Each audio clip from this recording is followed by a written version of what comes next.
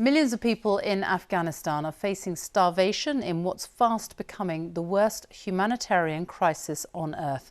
That's the warning from the United Nations.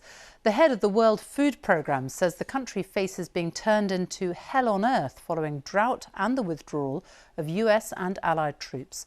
Our World Affairs editor, John Simpson, reports. Winter's coming, and it looks like being a bad one. The camels are on the move to warmer areas. We're heading west out of Kabul through the Taliban roadblocks. It's not long before we reach the snow. In Jalrez district, food aid is being distributed, flour to make bread. Everyone here knows that things are likely to get really bad in a few weeks. There's a real possibility we'll be frozen this winter, this man tells me.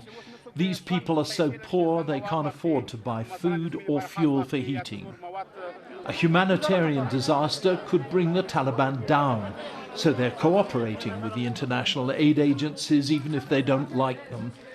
The head of the World Food Programme, visiting Kabul, doesn't mince his words. The winter months are coming. We're coming out of a drought. The next 6 months are going to be catastrophic. It is going to be hell on earth.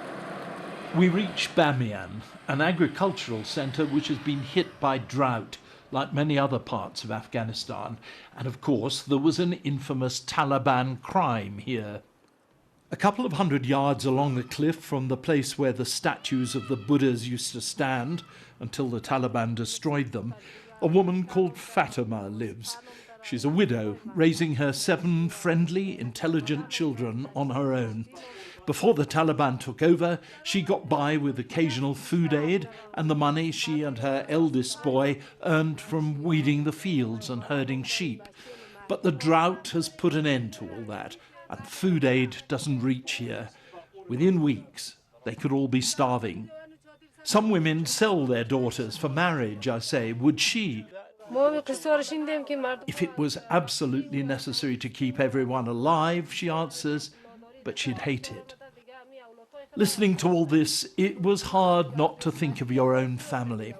Imagine if this was your little girl or your little boy or your grandchild about to starve to death. You would do everything you possibly could. And when there's $400 trillion worth of wealth on the earth today, shame on us that we let any child die from hunger. Fatima's children leave for school, those who are allowed to go. Like millions in this country, their lives are under real threat. The next few months will decide. John Simpson, BBC News, Bamiyan.